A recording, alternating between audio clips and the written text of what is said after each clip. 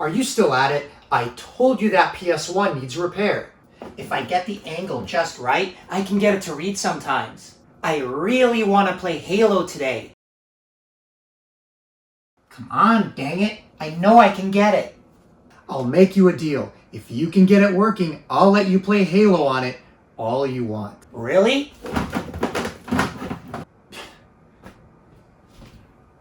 I know, I'm an ass, but it'll keep him busy for a while. When it comes to shmups, the PS1 got no respect. Sure, it was crazy popular as a whole and won its generation of gaming, but with shmups, the Saturn got all the play. Yet, despite common perception, the PS1 was a phenomenal shmup machine and had as many, if not more, STGs released for it than the Saturn did. Not only some great exclusives like Zanac X Zanac and Einhander, and other games like Gradius Gaiden and R-Type Delta, but also some great ports that were even better than its Saturn rival. So in this video, the PS1 finally gets its due and becomes the first Sony console to get the top 5 most brutal treatment. Without a doubt, I'll be doing a future video about the best exclusive shmups on the PS1, but today it's all about the most brutal, the most frustrating, the most difficult shmups on the PS1. And let me tell you, some of them were so damn hard that it took me 2 weeks just to put this video together. I'm battered, I'm bruised, and man, I'm exhausted.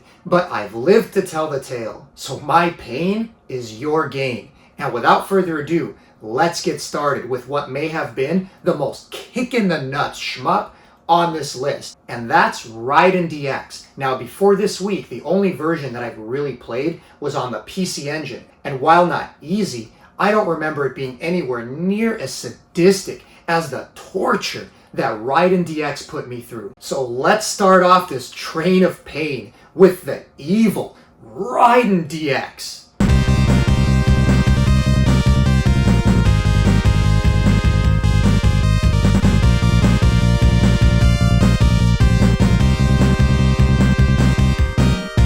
The best word to describe Raiden games is badass.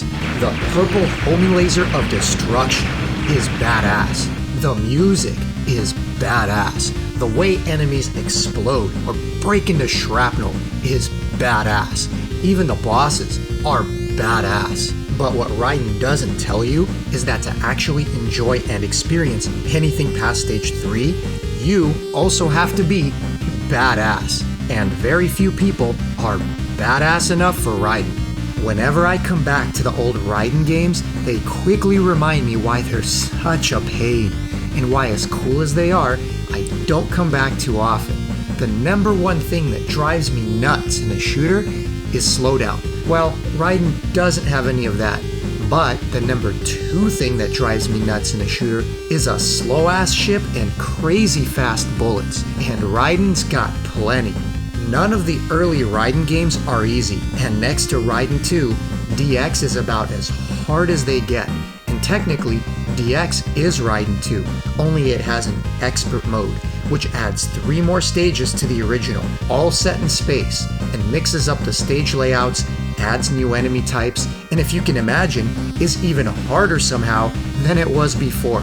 And if you can get through them without continuing, you're thrown into a brutal final stage, where you no longer respawn, but get sent back to a checkpoint at death. Joy! Raiden isn't just brutal, but can also be incredibly cheap, and often infuriating. Its number 1 trick is to have off-screen enemies pop out of nowhere and shoot you down, just pixels away from your ship.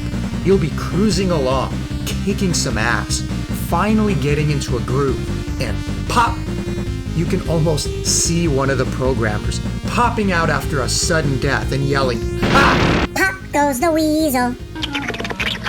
So the first thing I do reflexively when starting a Raiden game is start pressing the select button, or any button, because I'm wondering why the shit moves so damn slow, and I'm looking for a speed change, except I can't find it, because it's not there, and there's no speed ups. So I settle in for a grueling experience of dodging bullets near as fast as a Psycho game while wearing a pair of lead boots.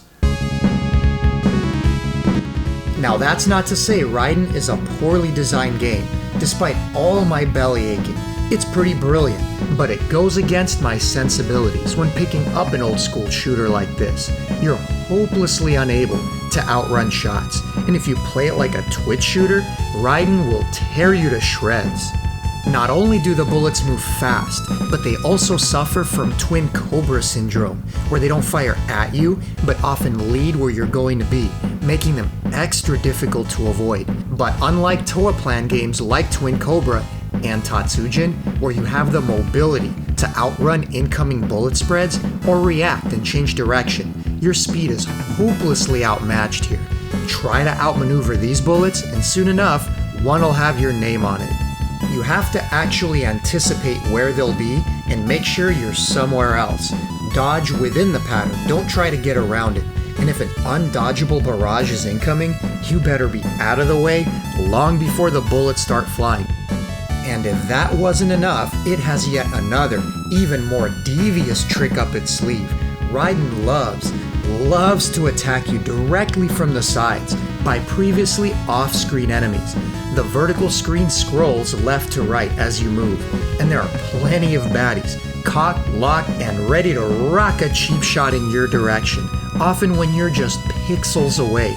It'll also do it from behind, with enemies coming back up from below the screen, and don't expect a reach around as an apology either.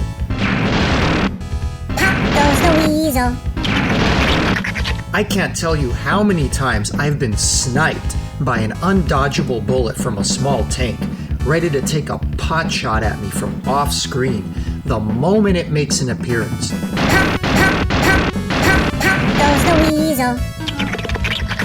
Yes, Raiden is an evil game. Pop goes the weasel. Now the first couple levels aren't too bad, but starting from stage 3, things start to pick up and the actual stage boss ain't messing around. Then it goes from bad to worse. As your weapon power levels up, so does the game's rank, to the point where these later stages are downright unfair. Raiden is the kind of game that may give bullet hell players absolute fits, as instead of everything coming at you from the top of the screen, you're put into a shooting gallery surrounded from all sides. You need constant awareness of what's directly to your sides and behind, as enemies will come popping out of nowhere to shoot you down. Unlike other shooters, Raiden makes it impossible to control enemies on the screen, as they shoot so quickly and without notice that you just can't take them out before that happens. And in this shooting gallery, they pop out of nowhere. The bosses can be extremely tough as well, as some shots are blazing fast, even if more traditional. So if you can play a Psycho game, you can take the Raiden bosses down too, as you know exactly where the shots are coming from. It's the stages with the sudden enemies and cheap shots that'll give you fits. The problem with Raiden is it's also a kick-ass game in every other respect. When you're actually in a groove and making headway, the game is rockin'. The purple homing beam is a guilty pleasure to use, and the remixed music on DX gets you in the mood. But it's like the sweet ride that doesn't last. Imagine biking down a mountain, adrenaline pumping, wind whipping through your hair as you deftly maneuver around obstacles, and right when you're at peak awesome, your asshole friend, hiding in a bush, pokes a stick out into your wheel, and you go flying head first into the ravine. That's Raiden in a nutshell. It's like the ultimate coitus interruptus.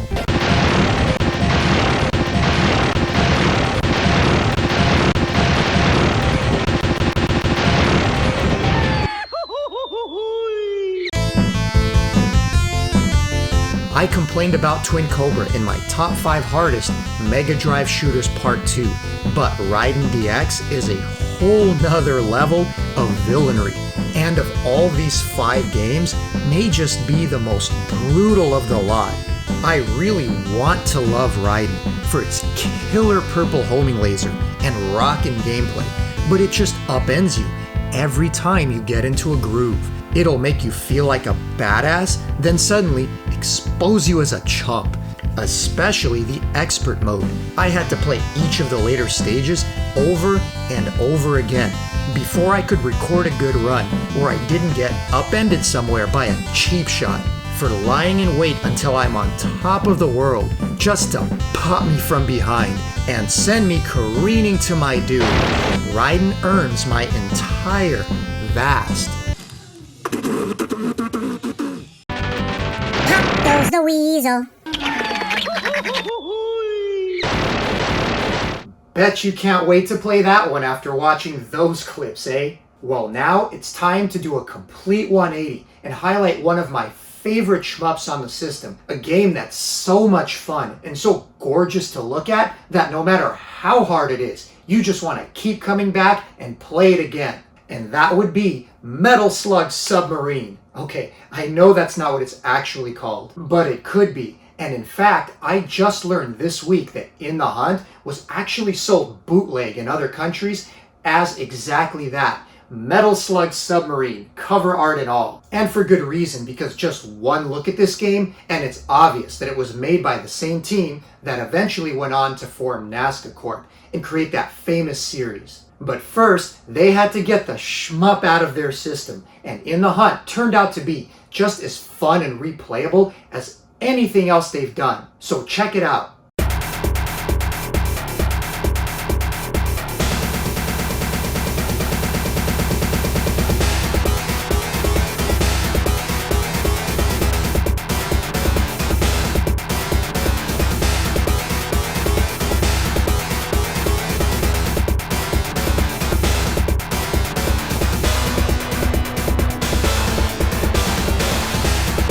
If you had to guess which one of these 5 games was my favorite, you probably wouldn't have guessed In the Hunt. And you'd be wrong, because In the Hunt is amazing. All my complaining and belly aching about the last game, you won't see any of that here. Okay, maybe just a little, but nothing compared to how kick-ass this game is. It's Metal Slug in a submarine. Need I say more? Okay, a much harder Metal Slug in a submarine, but just as sweet. It was developed by the same team that went on to form NASCA Corp, the company behind Metal Slug, and much like those games, no matter how many times you play In the Hunt, it rarely gets old. The graphics and design are gorgeous, reminding you that 2D sprites look better than 3D for a long time. And the creativity is astounding. From a harrowing vertical escape with a raging stone golem hot on your tail, to a volcanic, flame-spewing sea serpent. In the Hunt mixes fantasy and technology for an underwater blast. That's the pinnacle of 2D sprite work. All to some pumping tracks that, like Metal Slug, fit the game perfectly and don't overwhelm the star of the show, which are the explosions.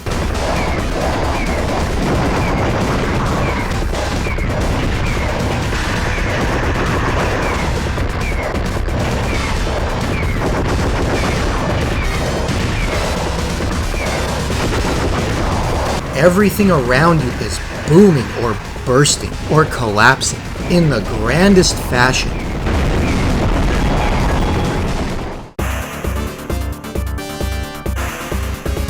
Unlike many of the other games on this list, In the Hunt is hard for all the right reasons. Aside from one specific section that I'll talk about later, it's the kind of game that once you memorize and master, you can complete without cheap deaths and frustration. Part of what makes it so difficult is your big, fat, chunky hitbox. If you were thinking the sub just looks big, but the hitbox is somewhere centered, you'd be mistaken. It's practically the entire sub, yet despite its portliness, finding ways to squeeze your way through mines, depth charges, and any tiny opening that you can find is what makes the game so much fun, as you may be thick, but you're also maneuverable. In the Hunt provides plenty of opportunity to get your dodge on, bobbing and weaving your way through each section. Part of what makes it unique is the lack of scrolling. You control the movement, move forward or backward, and the screen scrolls with you, take your time to annihilate everything around you, or rush full speed ahead, hoping you don't get tagged. Only the slowly ticking clock for each section keeps you from lingering too long. And although it's always there ticking away, it gives you plenty of time, and I not once came close to rushing or ran out. Being an IREM game, each area requires its own approach. Some are best carefully maneuvered, while others can be bum rushed as you blast your way through and don't look back. You've got a forward firing and vertical weapons, which launch both upward and downward simultaneously. Almost every stage has enemies above sea level, whether boats on the water dropping depth charges or aerial enemies that dump all sorts of bombs your way. Keeping both areas above and below under control is the name of the game.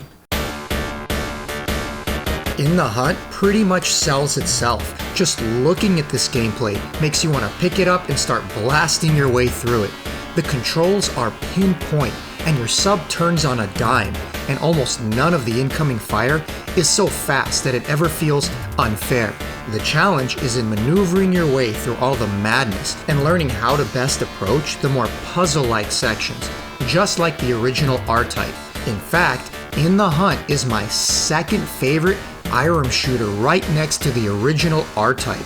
It's just that cool and fun and deserves way more praise than it gets. It somehow finds a way to be difficult while avoiding most of the frustration that comes with many of their other games. Of course, IREM's made some other amazing non-shooting games like Metal Storm and Ninja Spirit, but when it comes to shmups, In the Hunt is one of their best.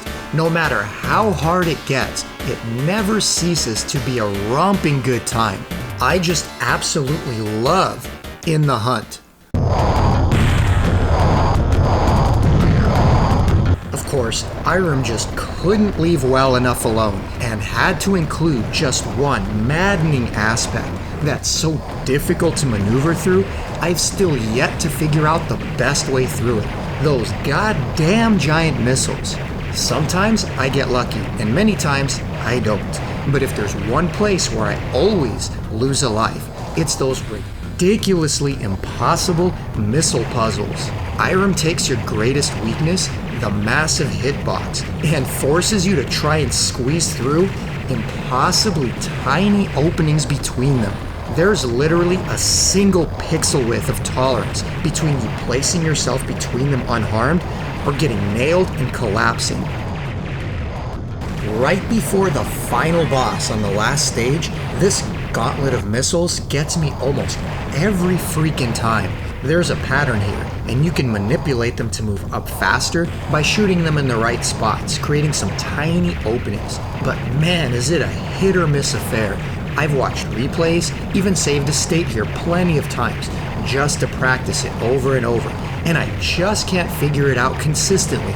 Any replay I see, they get through by the skin of their teeth, and it sure looks like dumb luck to me. But I guess it couldn't be an IREM shooter without at least one section that seems near impossible. Luckily, the final boss isn't. It's a long, drawn-out affair, a battle of attrition as you slowly take out the sections, bit by bit, going back and forth until it's finally taken down. But none of the shot patterns are unfair, and after some practice, are not too hard avoiding at all. These spread shots are one of the only times in the game where they come out so fast, you feel like there isn't time to react. But I found that if you stay centered on the boss, it's much easier to make slight shifts and they often pass harmlessly by. In the Hunt isn't the hardest game on this list, but it's certainly very hard, befitting an IREM game, and deserves a spot. More importantly, it's fun as all hell despite its difficulty, which is a rare feat to achieve in any game. Most of the games I played for this video are brutally hard, and while also incredibly fun at times, can also be equally infuriating, to the point where you don't always want to come back to them. I'm looking at you, Raiden, but not In the Hunt. No matter how far you get on your next playthrough, there's always a new way to play it, either carefully or full speed ahead, and it's always always an absolutely incredible time. And to top it off, you can play it 2 players simultaneously. How cool is that? This game was later released on both PS4 and Switch with extra features and leaderboards, so if you still haven't played it, you don't even need a PS1 to do it. And if you enjoy Metal Slug, and really, how many don't, and you haven't played In the Hunt, do it now! You won't regret it. It's a must-play for any fan of 2D shooting games. Do it! Do it! Come on! Come on! Do it now! Come on! Do it now!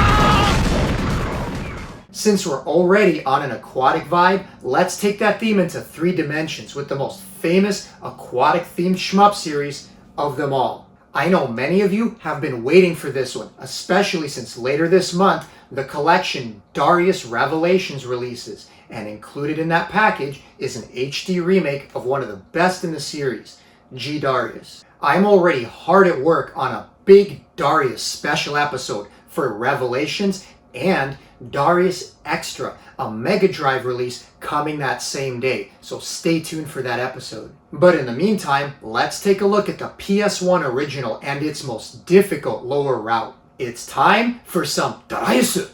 Meditation.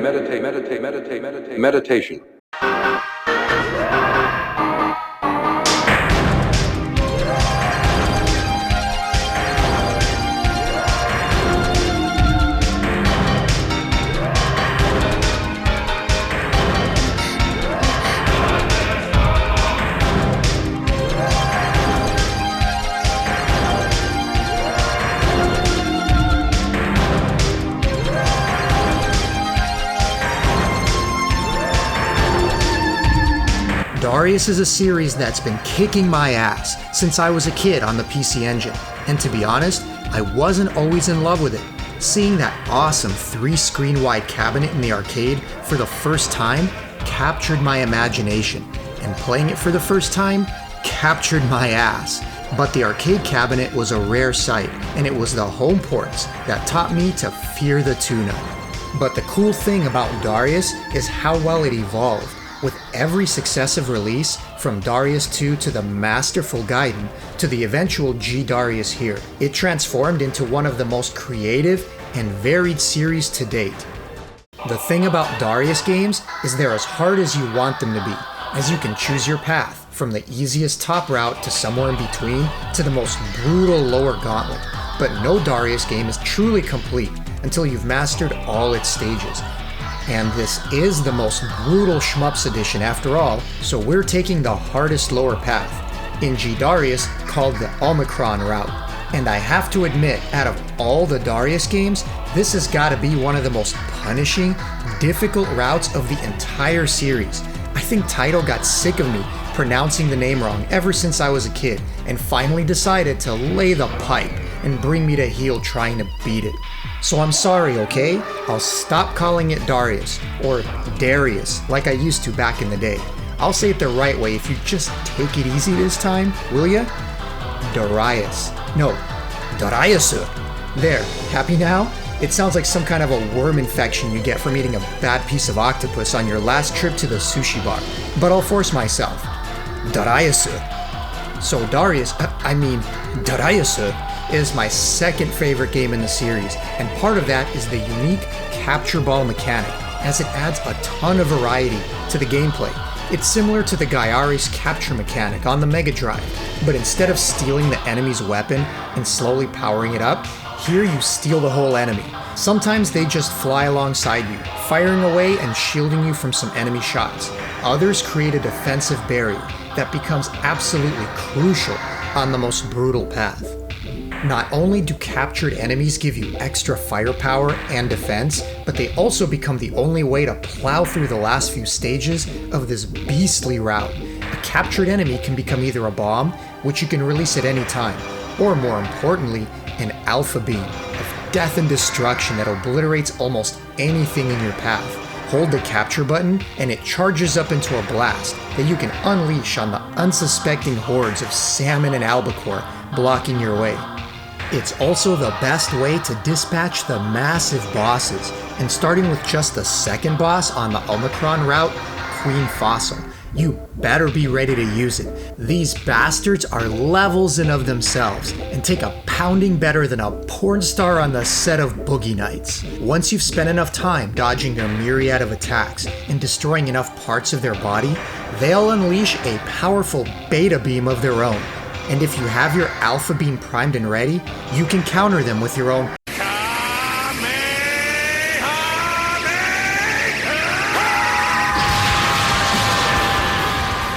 and send them to an early grave.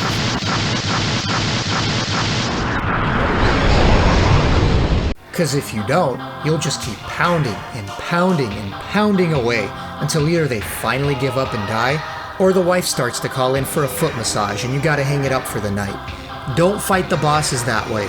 Alpha Beam. Learn it, love it, use it.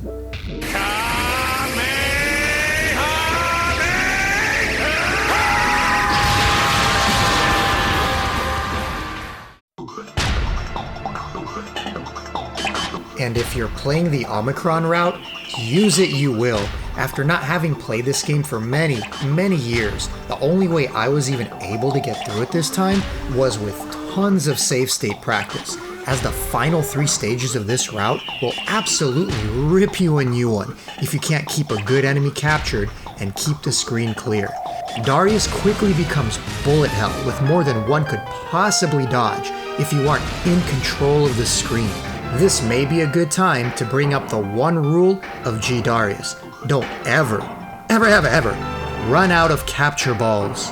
And how would I know? Because I broke that rule in the worst possible way on the worst possible stage. So now you get to see what Darius is like without a capture ball, flapping like a fish out of water, gasping for air, hoping to wiggle your way back to safety before everything goes dark.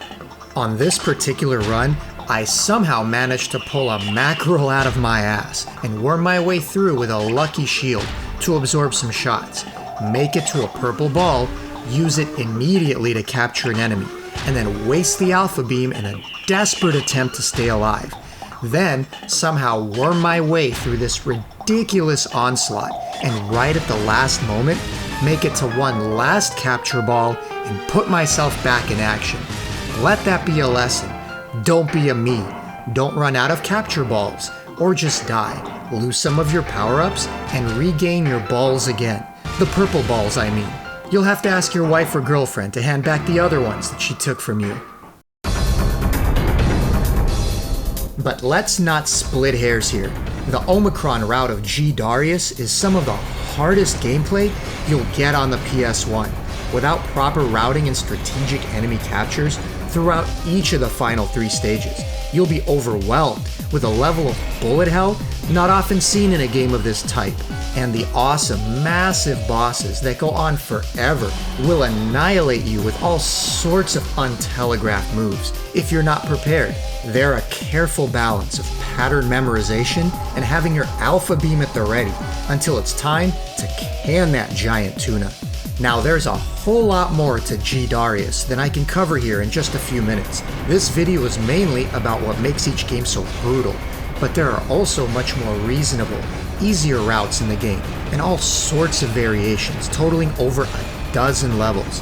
If this game looks cool to you, I'm hard at work on a Darius Revelation special, going in depth with both this game and Darius Burst Another Chronicle, both of which will get updates and an HD treatment in the upcoming collection coming February. So look for that video from me soon, cause I can't wait to play me some Darius in HD. But until then, this PS1 port is more than good. It's outstanding and right up there with Darius Gaiden for me. And if you want to see how hard it can be, try the Omicron route. Just don't run out of capture balls. You'll have better luck getting the misses to lend you back your other pair that you captured long ago. Take her out for some sushi, and at the bar, ask, "Pardon me, but how fresh is your Darius?"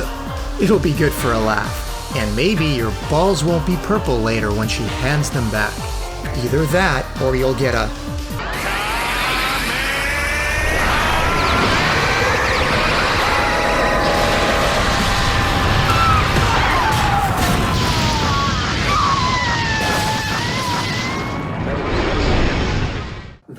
next game on this list is also made by IREM and will surprise absolutely no one. Because you can't talk about a console with R-Type games and not have at least one of them on a hardest list. And yet sometimes a game is so difficult, so dastardly, that it exceeds its reputation and somehow manages to still surprise you with its brutality. It wouldn't be a stretch to say that the next game on this list is the hardest R-Type. Now, does that strike fear in your heart or what? When someone comes to you and asks, "Pardon me, sir, but would you like to play the hardest R-Type?" What do you say to that? Besides kick him in the nuts and run. 'Cause that's what I would have done had I known what I was in for.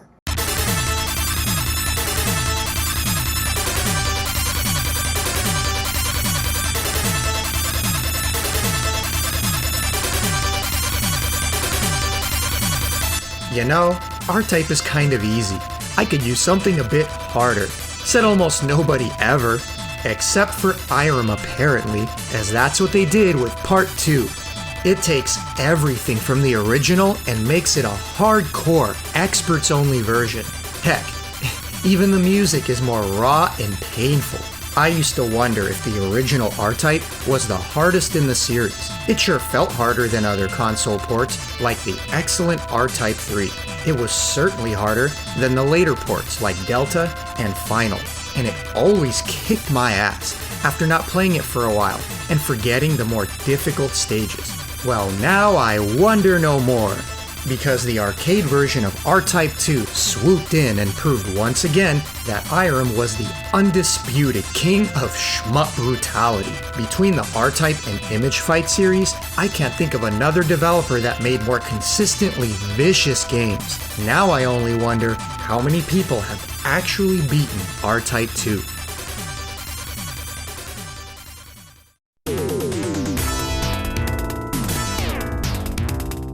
Part 2 doesn't mess with perfection, but simply requires more of it.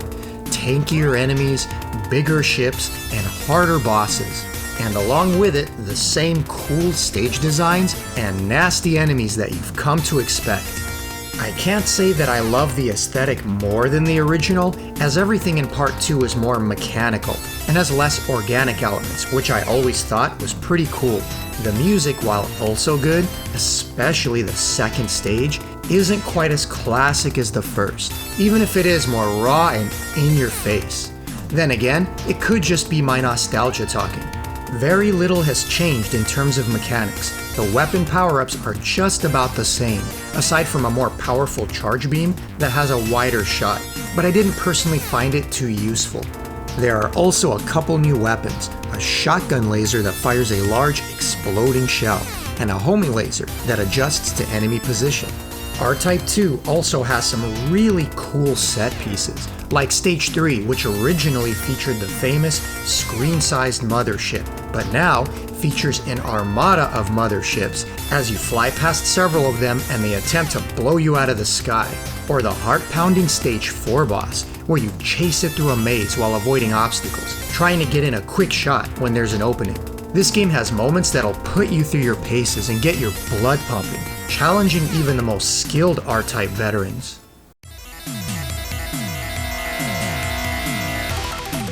Stage 5 is a real puzzler, with ships that place different types of block obstacles, requiring smart use of your force pod to clear a proper path, all while trying not to get nailed as they crowd the screen around you.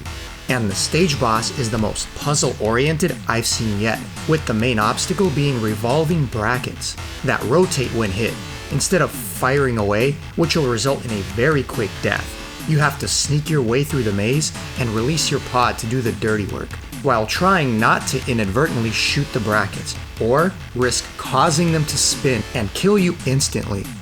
But Stage 6, the final stage, is a bridge too far. This is where IREM said, you know what? Screw all these puzzles and memorization. Let's bring the heat and see how they do with an unreasonable onslaught of bullets. Without the right weapon or power-ups from the start, you're doomed to an almost undodgeable mess of tanky scorpions and a sea of bullets that has to be seen to be believed. Oh, and I forgot to mention that the PS1 version of the game is even harder than the arcade. The original featured a bit of slowdown when things got hectic, just barely enough to make your dire situation feel surmountable and reasonable, while the PS1 version throws that out the window and feels like you're playing an SA1 hack of the Super Nintendo port.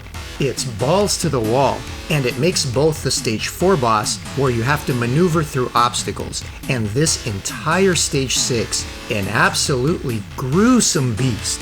We're talking last hope level of insane, and if you've watched my top 5 hardest games on the Neo Geo, you know exactly what I'm talking about. I mean, look at this mess. This was the first time playing R-Type 2 and practicing the stages, so of course I died here, and without a powerful weapon to start out, I was treated to an impenetrable wall of enemies and bullets. After practicing the section over and over, I finally found a route that sometimes yields a way to break through and make it to the boss. And once I did, what did I get? Oh, a pretty easy boss to dodge, actually. No big deal, just keep taking out the embryo bit by bit while avoiding these telegraphed attacks. Nope.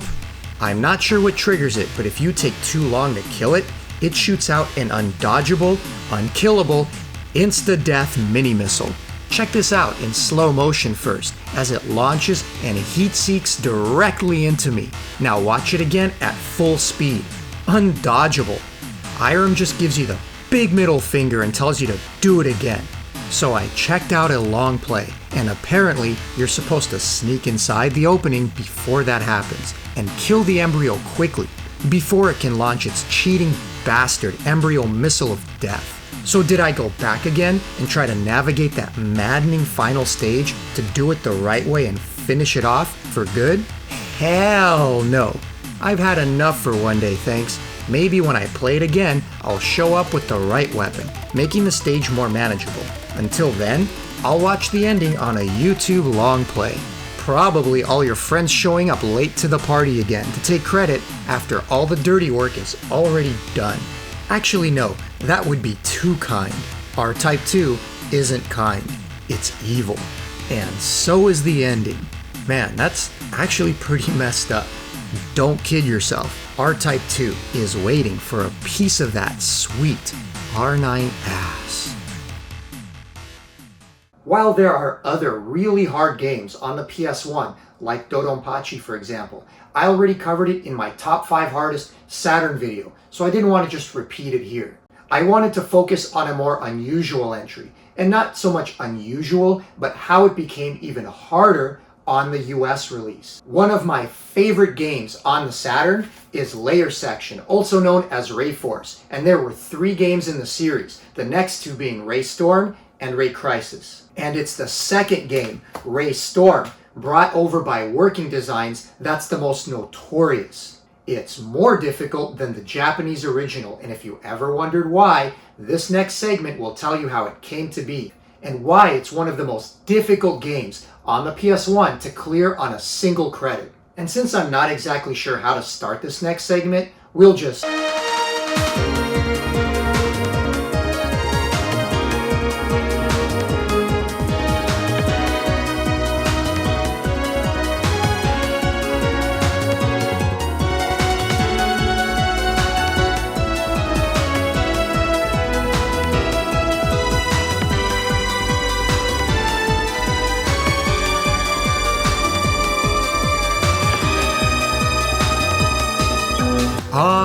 Working Designs. What would we have done without you?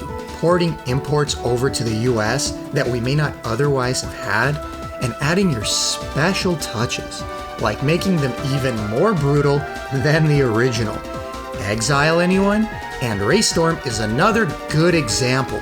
The sequel to Rayforce, or known as Layer Section on the Saturn. One of the best shmups of its library. Only Raystorm is harder. Much harder. Not only that, but it's also harder in the unfairest of ways. In 1997, Raystorm was brought over to the US, and to promote the game, a contest was created around it.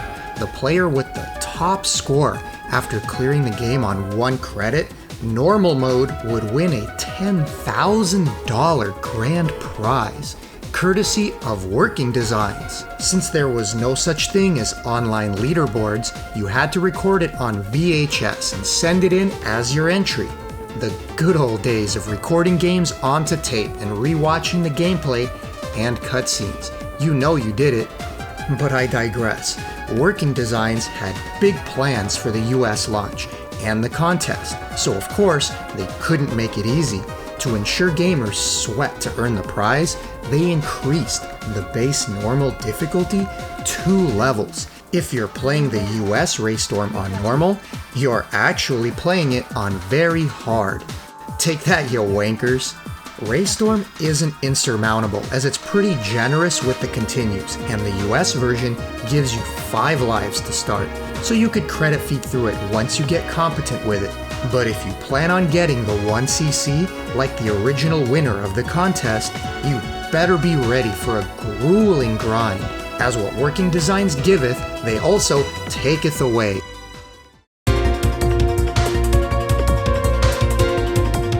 Raystorm has 8 difficulty levels, ranging from very easy to nightmare.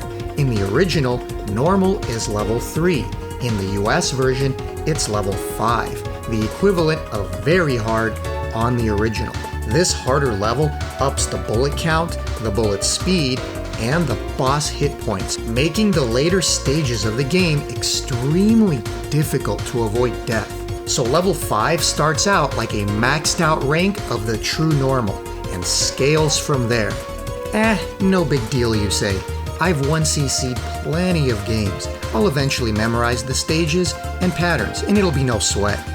Not with Raystorm, and that's because it's random. That's right, many of the enemies coming on screen will appear in various orders and locations, especially the ones that love to spew screen-clearing lasers in every direction.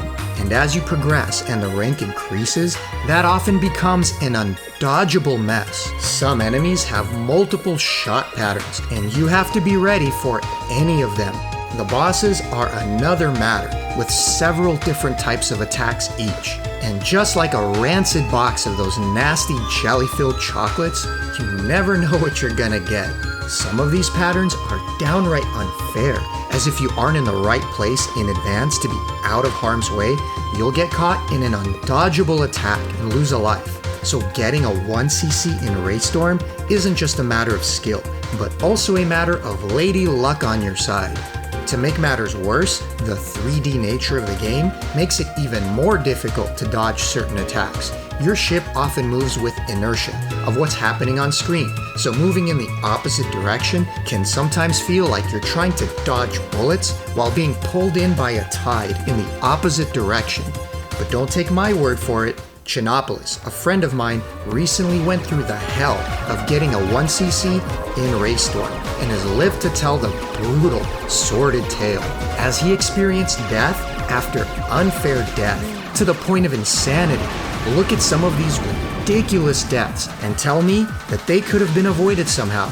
Here's Chinopolis doing a perfect run through what he's dubbed the Hall of Hell, getting all the perfect spawns and taking out many of the orbs before they can cause too much trouble. One thing about Raystorm is the somewhat slow speed of your ship, so no matter how perfect you play, all it takes is that one moment of being at the wrong place at the wrong time, and bam! Cheap death. Like one you saw coming a mile away, but just couldn't do anything about it.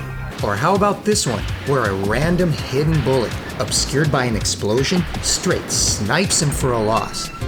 Raystorm isn't very generous with its extends, so with just 5 lives to start, and an unexpected or cheap death lurking around every corner, getting that coveted 1 credit clear takes a lot of patience, and a lot of retries.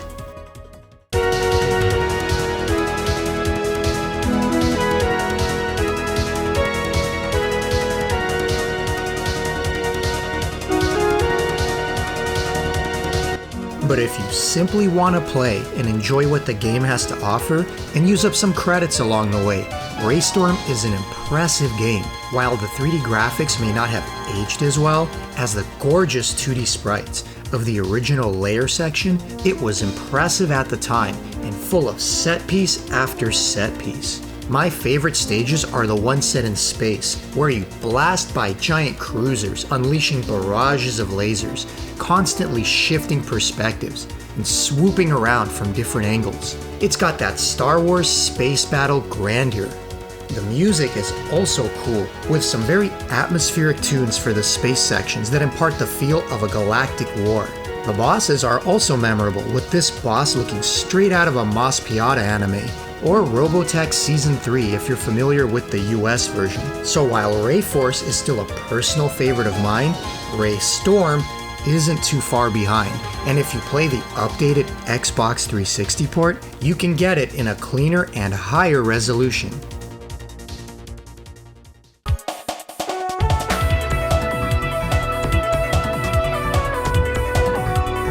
The final stage boss is a long, extended battle of attrition with tons of random laser fire that can easily trip you up and take you out, and it's followed by a final boss with 3 different phases, needing much patience and luck to take out without losing any final lives that you managed to keep up until that point. Or, if you're like me and had no illusions about grabbing that coveted 1cc anyway, went full aggression mode to finish it off quick, and took a couple deaths in the process. I was doing pretty good up to that point and had all my continues left, so using one up to finish it off was fine by me, making Raystorm a game that many can see through to the end and enjoy, giving you use up a handful of continues for the various cheap deaths that come knocking. But make no mistake, clearing it like a stud on a credit with its randomness, cheap deaths, and unusual physics is one of the hardest games to do on the PS1, and my friend Chinopolis gets mad props for pulling it off, especially this cranked up US version. Raystorm rightfully deserves its place among the PS1's most difficult games to 1 credit clear.